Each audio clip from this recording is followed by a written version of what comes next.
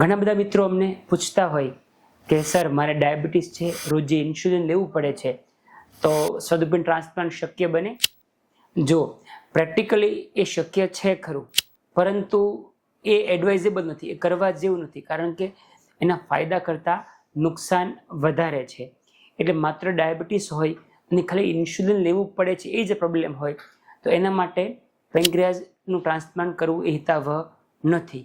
કારણ એવું છે કે જ્યારે આપણે કોઈ બી અન્ય વ્યક્તિનું ઓર્ગન કે અવયવ આપણા શરીરમાં આપણે ટ્રાન્સપ્લાન્ટ કરીએ છીએ ત્યારે આપણું શરીર એને બહારની વસ્તુ માની અને એના પર હુમલો કરે. આપણી ઇમ્યુનિટી હોય ને એ બહારની કોઈ વસ્તુ એક્સેપ્ટ નહીં કરે. એટલે આપણી ઇમ્યુનિટીને દબાવી રાખવા માટે ઘણા સારા એવા ડોઝમાં આપણે સ્ટીરોઇડ અને ઇમ્યુનો સપ્રેસન્ટ એટલે કે ઇમ્યુનિટીને ડાઉન કરનારી દવા આપણે જિંદગીભર માટે આપવી પડે. એને લઈને દર્દીને આગળ જતાં ઘણા બધા બીજા ઇસ્યુ થઈ શકે, ઇન્ફેક્શન ના હોય એ ટાઈપના.